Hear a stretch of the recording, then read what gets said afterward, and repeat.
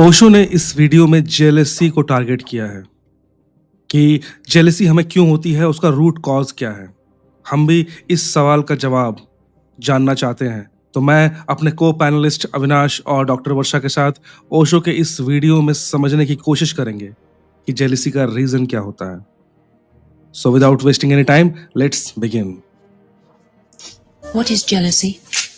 Does our jealousy show that we are very far from aloneness? The society has exploited the individual in so many ways that it is almost impossible to believe. It has created devices so clever and cunning that even to detect that they are devices to exploit the individual, to destroy his integrity, to take away from him all that he has got, and without even creating a suspicion in him, even a doubt that what is being done to him. Jealousy is one of those tremendously powerful devices.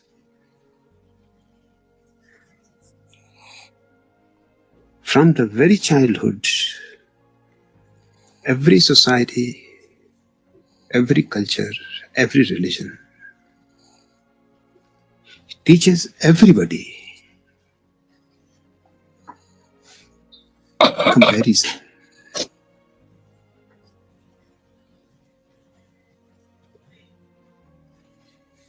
And the child is bound to learn. He is just a tabula rasa, a blank paper without any writing. So whatsoever the parents, the teachers, the priests write on him, he starts believing that it is his destiny. It is his fate.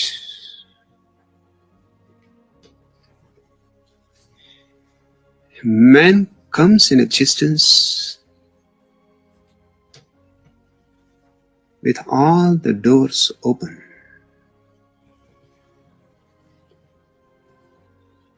All the directions available. All the dimensions are for him to choose. But before he can choose, before he can be, before he can even feel his being, he is spoiled. Jealousy is यहाँ पे एक comment देता हूँ मैं। एक video हमने किया था सदगुरु जी के वीडियो पर कि व्हाट इज आवर डेस्टिनी, कि हम डेस्टिन्ड हैं कुछ काम करने के लिए। तो उस समय मैंने एक कमेंट दिया था कि हम लोग प्रकृति के द्वारा कोई डेस्टिनेशन दिया हुआ नहीं है हमें। ये सारे के सारे बकवास बातें हैं।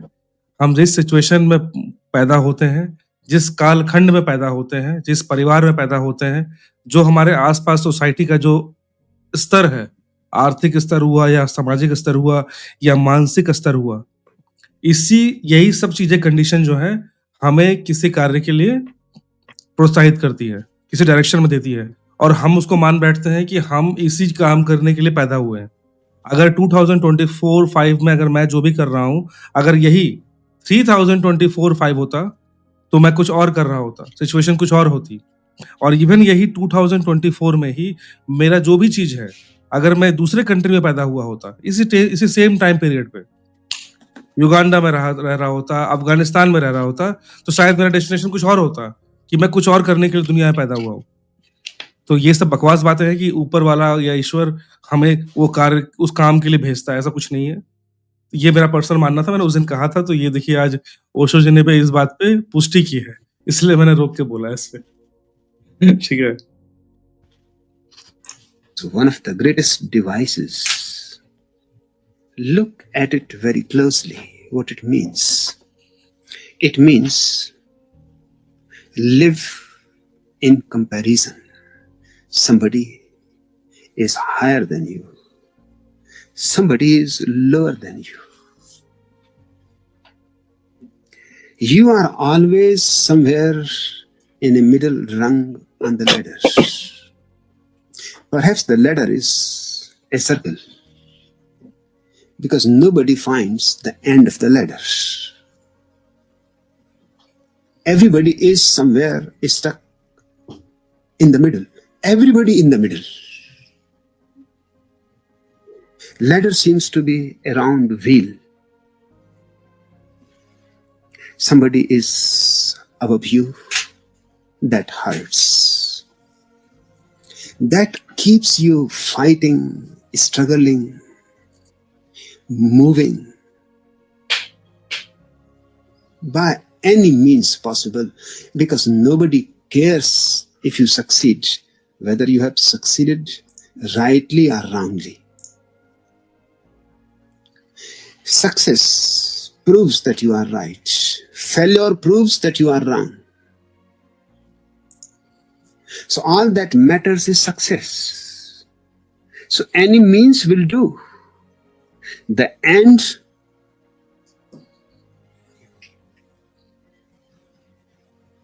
proves the means right. So you need not bother about means, and nobody bothers. The whole question is how to go on up the ladder. But you never come to the end of it. And whosoever is above you is creating jealousy in you, that he has succeeded and you have failed. One would think that whole life, passing from one ladder to another ladder, always finding somebody is still ahead of you. Can't you simply jump out of the ladder?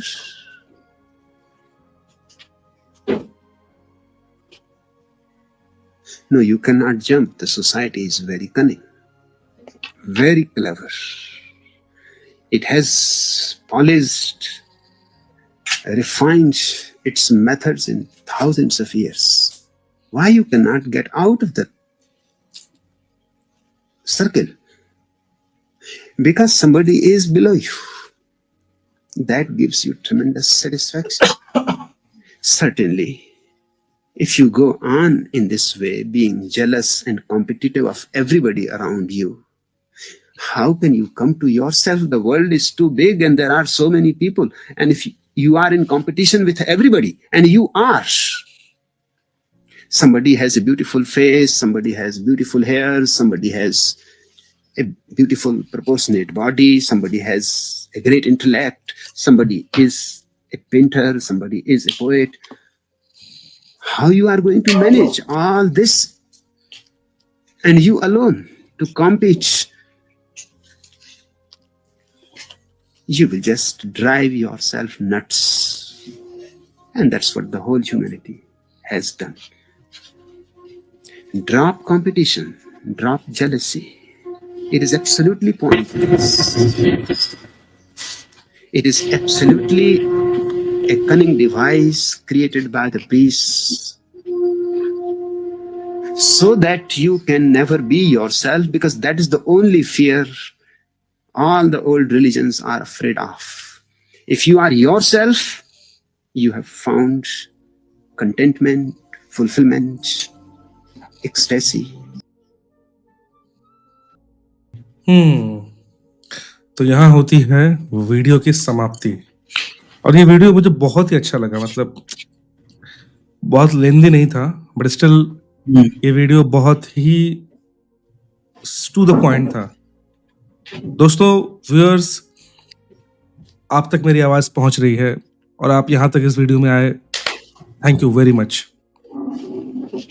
कुछ ना कुछ तो आपने जरूर सीखा होगा अभी ओशो की इस बातों से, और आगे हम थोड़ा सा डिस्कशन करना चाहेंगे। अगर आप यहाँ तक आए हैं तो प्लीज साथ बने रहिए, यू मे एंजॉय। तो अविनाश जी, क्या बोलना चाहेंगे इसके हम्म। बारे में, इस ओवरऑल फुल वीडियो के बारे में? हाँ, वही कि ये जो मतलब मॉडर्न इंडिविजुअलिस्टिक सोसाइटी है, तो उसके वही जो मतलब ओशो जी का है कि अगर मॉडर्न इंडिविजुअलिस्टिक सोसाइटी में हम लोग रहने लगे, जो अमेरिका में उनका लेक्चर है, तो मतलब समझिए आप फिर दिक्कत यही होगा कि आप जेलसी में रहोगे, क्योंकि आपको पता नहीं है, मतलब आप अपने आप को खो दोगे ना, तो आप फिर क्या होगा, फिर आप अपने आप को अपने अहंकार, अपने सीवी के हिसाब से नापोगे कि मेरा इतना कार है, मेरा इतना रोल्स रॉयस है, इसलिए मैं अच्छा होना चाहिए, या मेरा इतना ये है तो अच्छा होना चाहिए, फिर मेरा ये है तो अच्छा होना चाहिए। और उसको फिर इन्होंने बताया कि आप समझिए यूएस का पर्सपेक्टिव लीजिए, जहां पे मीडिया पूरा इन्फ्लुएंस्ड है आपको ये समझाने के लिए कि तुम ये सब चीज करो, तुम कार खरीदो तो तुमको लड़की मिलेगी, परफ्यूम मारो तो पेड़ से आदमी गिरेगा, ऐसा कुछ कुछ चलता है, ठीक है। तो ये समझिए जो मॉडर्न कैपिटलिस्टिक कंज्यूमर वाला सोसाइटी है ना अमेरिका का, जिस समय ये थे, मतलब जब बम मारो और सामान खरीदो, मतलब बम मारो तेल लो, उस टाइप का। तो आप सर्कल में गोल गोल घूमते रहिएगा। और इसी चीज पे मैं एक ये ऐड करना चाहूंगा कि इसका इंडियन फिलॉसफी में जो इसका है कि this is the level of learning, like when we are learning these are the levels that we go through. तो वो मैं बताऊं क्या अभी? बोलिए। तो मतलब आप कुछ भी चीज सीखते हो तो पहले आप पूरा विश्वास करते हो उस पर, तब आप सीखते हो। उसके बाद आप उसको खुद से जो सीखे उसको लिखते हो या रिगर्जिटेट करते हो या फिर पढ़ते हो या बोलते हो, जो भी है सेकंड पार्ट, ठीक है, जिससे आपके खुद के सेंसेस उससे इंटरेक्ट करें। देन थर्ड आता है कि आप इस पे जो आपने लिखा, इस पे अब सोचो कि ये सच क्यों है, ठीक है, कैसे कैसे ये सच है। देन इस पे डाउट करो कि सच क्यों नहीं है, ठीक है। और then when you know you will enjoy it, मौज यू, ठीक है, उसके बाद मौज करो इस नॉलेज का। तो समझिए अमेरिकन सोसाइटी उस समय जो है ना वो मौज नॉलेज में थी, कि आप सब लोग मौज कर रहे हैं लेकिन फिर भी खुश नहीं है। तो वो जो मौज पार्ट है ना नॉलेज का, वो उस समय सोसाइटी का चल रहा था। And then again you will go to the bhakti age, कि ठीक है, मतलब जैसे मौज खत्म होगा, दिखेगा इससे भी कुछ नहीं मिल रहा, तो फिर आप रिटर्न भगवान की तरफ आओगे। तो उसी का ये पार्ट है सर्कल का। तो यही बस बताना चाह रहा था। Learning process, learning. क्या लगता है आपको कि जिस लैडर की बात की उन्होंने, कि हम एक सीढ़ी पे खड़े हैं जिसमें हमसे आगे कोई है और हमसे पीछे भी कोई है, और हम उस सीढ़ी को छोड़ भी नहीं पा रहे हैं और उसमें रह भी नहीं पा रहे हैं, क्या बोलती हो? देखिए, ओवरऑल ये वीडियो में मुझे एक दो चीजें जो ज्यादा क्लिक की है। सबसे पहले तो मैं वो लैडर का नहीं बोलूंगी, कुछ और बोल रही हूँ, फिर लैडर वाला एक्सप्लेन करूंगी। तो मुझे जो लग रहा है कि जेलेसी वो एकदम एग्जैक्टली यही होता है कि जेलेसी इंसान में कब आती है, जब कंपटीशन होता है। और बहुत इम्पोर्टेंटली, जैसे आपने आगे में एक्सप्लेन किया था कि इन्वायरमेंट, एक्सटर्नल इन्वायरमेंट बहुत वाइटल रोल प्ले करता है हर इंडिविजुअल के लाइफ में। जैसे ही कोई पैदा होता है तो उस आसपास में जो उनके सराउंडिंग में होता है वो डिपेंड करता है कि वो किस हद तक वो कोई चीज को हासिल करे या फिर कंपटीशन में जाए करके। तो मुझे ऐसा लगता है कि जेलेसी बेसिकली आपको कॉम्पिटिशन्स जो होती है, कॉम्पिटिशन होना खराब बात नहीं है। मैंने पिछले वीडियो में भी कहीं बोला था कि कॉम्पिटिशन हेल्दी होना से, अगर कॉम्पिटिशन खुद से करो तो ज्यादा हेल्दी है एज कम्पेयर टू आप किसी को देख के जेलस फील करो। और खुद से कंपटीशन होना चाहिए ताकि तभी आप कुछ चीज नया लर्न कर सकते हो। और रही बात वो लैडर वाली, यस, ये ऐसा होता है कि हम, वो बोलते हैं ना कि एक स्टेज पे हम लोगों को ऐसा लगने लग जाता है कि हम ये चीज कर भी नहीं पा रहे और छोड़ भी नहीं पा रहे। तो बस यही मेरा पॉइंट ऑफ व्यू है। नहीं, ये जो लैडर वाला कॉन्सेप्ट है ना, ये बहुत ही, इसको मैं अपने शब्दों में थोड़ा बयां करना चाहूंगा कि लैडर में क्या बोला ओशो जी ने, कि हमसे ऊपर कोई है जिससे हम ईर्ष्या करते हैं, जो हमसे ऊपर है लैडर में, हम सिर्फ उसी से करते हैं। और बट हम लोग वो लैडर से निकलते नहीं है क्योंकि हम लोग देख पा रहे हैं कि हमसे नीचे भी कोई है। क्या हो रहा है कि जब भी हम अपने से ऊपर वाले को देख रहे हैं, जैसा ओशो ने कहा कि उसको देखकर हमें ईर्ष्या होती है और धीरे-धीरे हम देखते हैं कि कई साल बीत गए, कई दशक बीत गए पर वो इंसान हमसे आगे ही है। तो हम फ्रस्ट्रेट होना शुरू करते हैं फिर वहाँ से, कि यार इसको तो हम पीछे नहीं कर सकते और हम उस लैडर से कूदना भी चाहते हैं, छोड़ना चाहते हैं। पर जैसे उन्होंने कहा कि सोसाइटी इस तरह से हमें ब्रेन वॉश कर चुकी है कि जैसे ही हम उसे छोड़ने की कोशिश करते हैं, हम देखते हैं कि यार कम ऑन वेट, अब तक तुम एक और पर्क को एन्जॉय कर रहे थे। तो वो कौन-सा है भाई? वो ये है कि देखो तुमसे पीछे बहुत से लोग हैं। तुमसे ज़्यादा लाचार, गरीब, पुअर, बदसूरत, तुमसे ज़्यादा बेवकूफ। देखो क्या है यार, तुम उनसे बेटर हो और इस आनंद का आनंद लो। तो मैं बोलता हूँ कैसे? तो भाई उसके लिए तुमको इस लैडर पे खड़ा रहना पड़ेगा। यही सिस्टम है। You want to enjoy all these things? बोला यस, यस। मज़ा आया आज तक? बचपन से एन्जॉय कर रहे हो ना? बोला हाँ, मैंने बहुत एन्जॉय किया है कि मेरे से पीछे वालों को मैंने देखा है।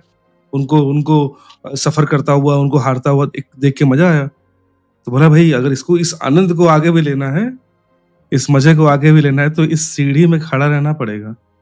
क्या होता है थोड़े से कुछ लोग आगे हैं जिससे थोड़ा जेलसी ले लो, क्या दिक्कत है? जेलसी लेके रखो, तो अब इंसान फिर सोचता है कि छोड़ो यार, मुझसे पीछे तो बहुत लोग हैं, मैं बहुत लोग गिन के रखा हूँ। मेरे परिवार में बहुत सारे लोग हैं, मेरे दोस्तों में बहुत सारे लोग हैं, मेरे आस-पड़ोस बहुत सारे लोग हैं। इन सबको मैं जोड़ के रखा हूँ जिनसे ऊपर हूँ मैं। तो कम से कम वहाँ मज़ा तो आ रहा है ना। हाँ, कुछ लोग मेरे आगे हैं, ठीक है, जेलसी का घूँट पी लेंगे। हाँ, अविनाश जी कुछ बोल रहे हैं अविनाश जी आप? हाँ, मैं बेसिकली ये कंपटीशन मतलब ये जो आता है ना कि सोसाइटी क्यों फोर्स करता है, क्योंकि मैं हमेशा मतलब आप समझिए जो इनका व्यू पॉइंट है वो नास्तिक दर्शन है, ठीक है? मतलब सोसाइटी ज़रूरत नहीं है तुम्हारे अपलिफ्टमेंट के लिए। और एक है जो आस्तिक दर्शन की सोसाइटी ज़रूरत है, like you will develop if a good society exist, ठीक है? तो जो इस डायरेक्शन से मतलब कंपटीशन क्यों आता है, समझिए आप एज ए ह्यूमन जो है ना, आप सनातन धर्म या कॉन्स्टेंटली इवॉल्व कर रहे हो। तो how do you know that you, because आप समझो चीजों को देख के ही समझ सकते हो। आप जैसे आपने बताया था शुरू में ही कि 30-35 में कर रहे होते तो कुछ और होता, तो आप समझिए समाज के साथ आपका एवोल्यूशन होते रहना है। तो आप कैसे समझोगे कि आप सही हो कंपटीशन में? और मैनेजमेंट एक तरह से यही है कि हाउ टू मैनेज कंपटीशन। तो हाँ, लेकिन आप समझिए अमेरिका में मैं बता रहा हूँ ना, अमेरिका में कुछ चीजों में खासकर जो पैसे कमाने का मतलब उसमें कैपिटलिज्म मतलब थोड़ा-सा मतलब अमेरिका ज़्यादा मतलब गियर तो आगे केवल बढ़ता है। अमेरिका अमेरिका को ही क्यों घसीट रहे हैं बिना मतलब का? इंडिया में भी वही सिचुएशन है। इंडिया में नहीं कौन तो सा आप लोग खुश समझिए है, अभी ईर्ष्या नहीं हुआ कर है रहे हैं? इंडिया नहीं, में अभी वो मैं कंडीशन 20 है। साल पहले भी ईर्ष्या देख रहा था। मेरे मेरे पिताजी के टाइम में भी स्टार्टिंग में ईर्ष्या थी, दादा के टाइम में भी ईर्ष्या था। ईर्ष्या तो कब नहीं रही ईर्ष्या है? ईर्ष्या समाज का नेचर है। मैं यही बता रहा हूँ कि दोनों ज़रूरी है। आस्तिक दर्शन, नास्तिक दर्शन दोनों ज़रूरी है समाज को चलाने के लिए। मतलब समझिए नास्तिक दर्शन का ये पॉइंट है कि शिव मतलब मेरे को नहीं चाहिए यार कुछ भी एनलाइटनमेंट के लिए। I will get enlightenment. मेरे को प्यार नहीं चाहिए, मेरे को कुछ नहीं चाहिए। If God exist I will find it. और तो वो वाला दर्शन इसका है, मतलब इनका है, ओशो जी का। लेकिन एक और है जो मतलब क्या बोलते हैं आस्तिक दर्शन की, वेद फॉलो करो पुराने जमाने के हिसाब से, अभी के हिसाब से कॉन्स्टिट्यूशन फॉलो करो या जो भी रूल सेट ऑफ रूल्स है, follow that and you will feel better. तो उसी का पार्ट है नहीं तो कंपटीशन। एक उसी मिनट का पार्ट है, यही इसमें बेटरमेंट का आपका इजी टू मेड दिया हुआ कि भाई ये कंपटीशन में ऐसे दौड़ जाओ, यू विल बी बेटर। और आप देखिए तो नहीं तो मेजॉरिटी ऑफ द एक कंपटीशन एक मेक्स यू बेटर। एक मिनट, आप बोल रहे हैं कि ओशो जी का ये दर्शन है कि मुझे कुछ नहीं चाहिए, यही बोल रहे हैं ना आप? नहीं, मुझे जो चाहिए वो तुम्हारे देने ना देने से इररिलेवेंट है। मेरे को जो चाहिए वो मिलेगा, irrespective of what you tell me to do, what you not tell me to do. मतलब जो इसको समझने ईर्ष्या का के सबसे एस्पेक्ट अच्छा से ईर्ष्या के एस्पेक्ट से आइए, मुझे कोई दे नहीं रहा है। ईर्ष्या मुझे कोई अच्छा दे नहीं, नहीं रहा है, मैं खुद वो ईर्ष्या का क्रिएट तो कर रहा हूँ। रीजन ईर्ष्या तो आप समझिए वो हमारा एक नेचुरल अहंकार का एक पार्ट है गीता के हिसाब से कि ईर्ष्या आपका, आपने अगर डिजायर रखा ना, फल की इच्छा की, ठीक है, लेट्स से आपने फल की इच्छा कर ली, तो आइदर वो फुलफिल होगा नहीं फुलफिल होगा। ईर्ष्या सेकेंडली डिजायर है। जब फुलफिल नहीं होता है तो उसके बाद अगर आप कंपिटिटिव है तो आपको जेलसी होगा, और नॉट कंपिटिटिव है तो डिप्रेशन होगा। मतलब सेकेंडरी डिजायर है ईर्ष्या एक तरह से समझिए। नहीं, यहाँ पे स्टार्टिंग में उन्होंने बोला ना कि जैसे हम लोग पैदा होते हैं तब वी आर ब्लैंक, खाली किताब रहते हैं हम लोग। तो इन्वायरमेंट ही बहुत वाइटल रोल प्ले करता है, जिससे हम लोगों को ये चीज करना पड़ता है। तभी हम लोगों को दिखता है कोई ऊपर है या कोई नीचे है, तभी तो जेलसी आती है।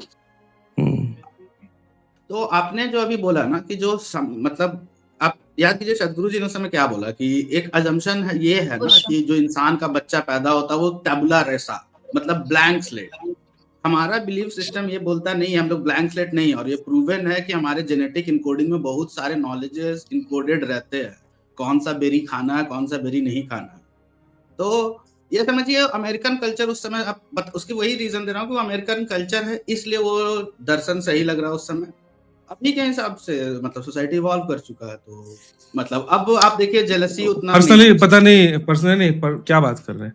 पर्सनली देखिए, मैं इसको खाली अमेरिका सेंट्रिक नहीं मानता। ये जो बात है ये सारे समाज में इक्वली वैलिड था उस समय भी, और आज भी। ईर्ष्या आज भी है, पहले भी थी भाई। भागवत गीता के टाइम में जब उन्होंने काम क्रोध ईर्ष्या पे जब बात बोली है, तो ईर्ष्या उस समय भी थी और इसी जमीन पे थी। मैं पर कैपिटा ईर्ष्या की बात कर रहा हूँ। मतलब अभी समझिए पर जिस चीज का बाबा डाटा हम लोग नहीं ला सकते, उसमें पर कैपिटा और ये कैपिटा हम लोग नहीं बोल सकते, ठीक है। एक बीइंग ए साइंस गाय, हम लोग अगर डाटा बोल रहे हैं तो प्रॉपर डाटा होना चाहिए, ऐसी मनगढ़ंत कहानियां नहीं, ठीक है। तो मैं ये बोल रहा हूँ कि इसी जमीन पे, ठीक है, इस जमीन पर ईर्ष्या के बारे में डिस्कशन सदियों से हुआ है। तो मतलब ईर्ष्या, क्रोध, सब चीज यहाँ पहले से ही है। और जहां तक समृद्धि की बात है, जो आप बोल रहे हैं यूएस में ये समृद्धि 3, 4, 500, 600 साल पहले चले जाएं तो उससे कई गुना समृद्धि हमारे पास थी, तो डेफिनेटली ईर्ष्या भी हुई होगी, समझे। तो ये हमेशा से रहा है, तभी इतने सारे संत जो भी हमारे जमीन पे आए हैं, उन्होंने ये सब जो प्रलोभन है, क्रोध है, काम है, वासना है, ईर्ष्या है, इस सब पे पॉइंट आउट उन्होंने बार बार किया है। चाहे श्रीमद् भागवत गीता में भी किया गया। तो मतलब इसी जमीन पे रही है, ऐसा नहीं कि यूएस में। और मैं यही हिंदुस्तान में, जब मैं गरीब से गरीब आदमी के अंदर ईर्ष्या देखता हूँ, इसमें अमीरी और गरीबी की क्या बात है। हर एक से जितना गरीब आदमी कोई भी हो, तभी ना, that's why Osho is talking about that ladder, कि आप उस लैडर में कहीं पर भी हो, somebody is ahead you, somebody is behind you. The person who is ahead you, you are jealous. The person who is behind you, you are feeling happy that I am better than that person. और उस ladder में आप कहीं भी हो सकते हो। आप 2000 रुपए महीना कमाने वाला हो सकते हो, आप 2 लाख कमाने वाला, 2 करोड़ कमाने वाला, 200 करोड़ कमाने वाला, इट डजंट मैटर। या फिर ऐसा भी हो सकता है कि आप 20 रुपए कमाने वाले एक रोड पे भिखारी हो, वहां भी उसके अंदर जेलसी है कि वो फलना उस रेड लाइट पे बैठता है, वहां 50 रुपए कमाता है। उनको भी झगड़ते हुए देखा है मैंने।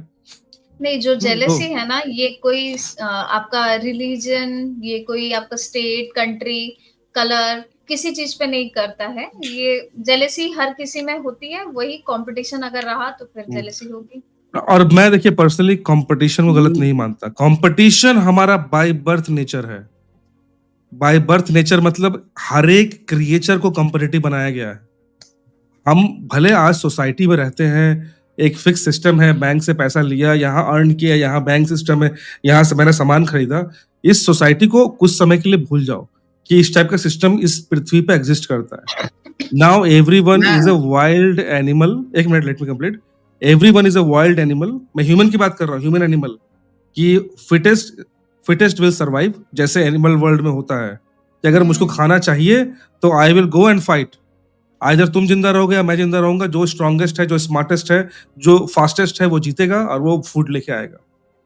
तो कॉम्पिटिटिव तो होना ही पड़ेगा। मैं थोड़ी ना कि नहीं हम बैठे रहेंगे, उनको लड़ने दो, फिर जो बचेगा। ऐसा नहीं काम करता है चीजें। तो by birth I strongly believe this thing कि बाय बर्थ हम लोग कॉम्पिटिटिव पैदा होते हैं, और कॉम्पिटिटिव होने में बुराई नहीं है। बुराई कब आती है? जब उस कंपटीशन में हम ईर्ष्या ले दिए कि हम अगर हारे उसमें, तब हम उसको दिल पे ले लेते हैं बात को। ईर्ष्या वही इंसान करता है जिसको लगता है कि वो सामने वाले को हरा नहीं सकता। अगर किसी कंपटीशन में हूँ, किसी भी चाहे वर्कआउट कर रहा हूँ, जो कर रहा हूँ, मैं आपसे हार जाऊं, इसका डजंट मीन कि मेरे अंदर ईर्ष्या आएगी।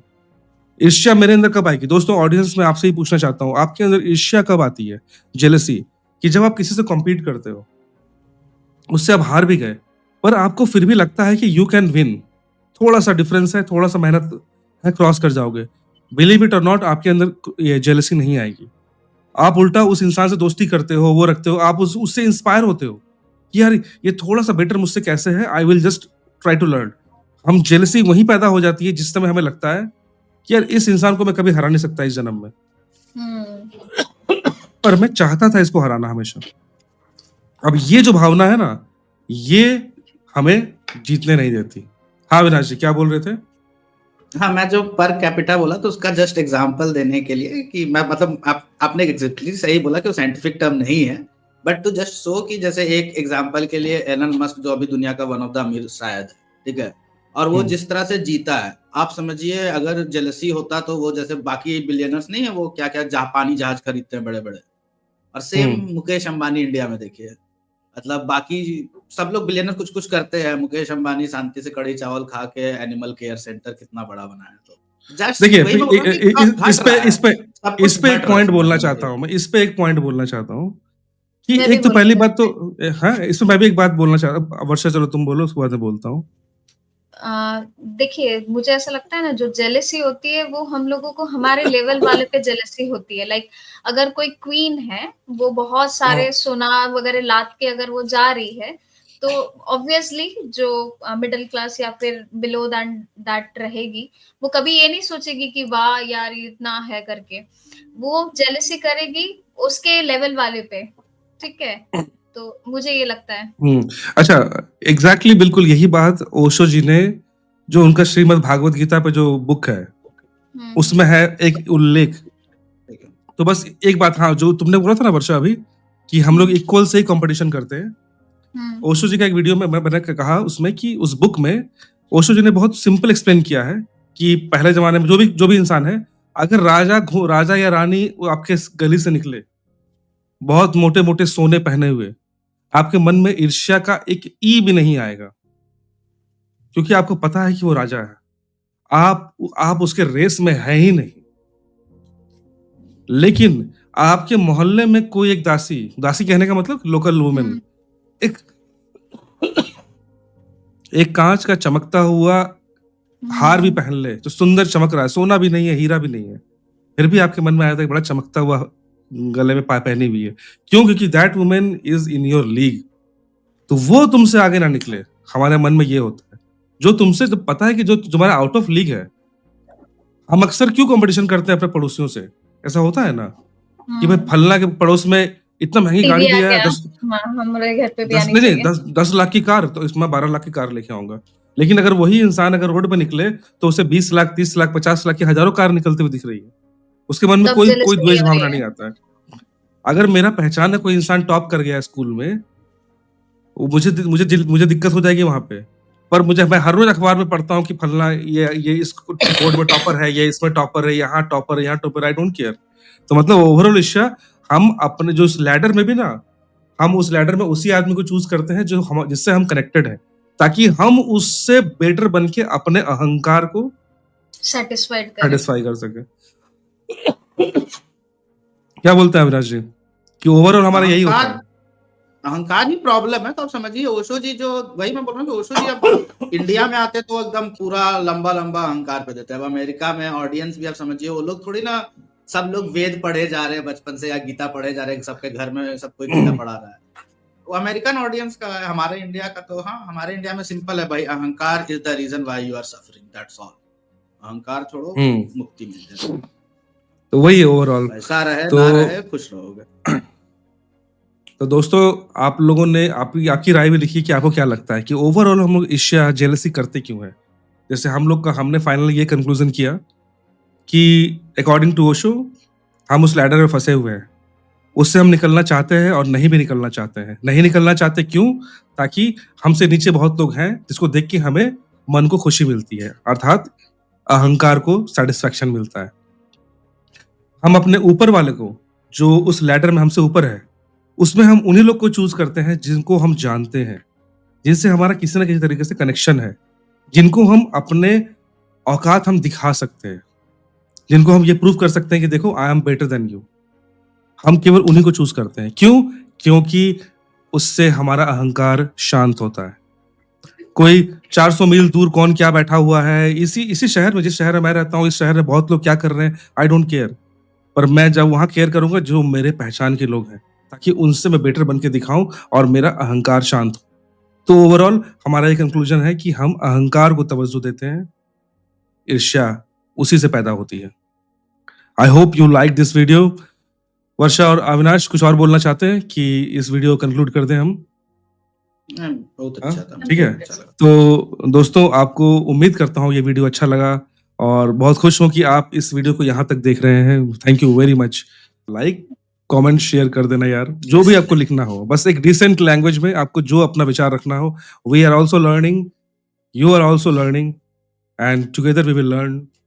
Till then, stay healthy, stay happy. Peace.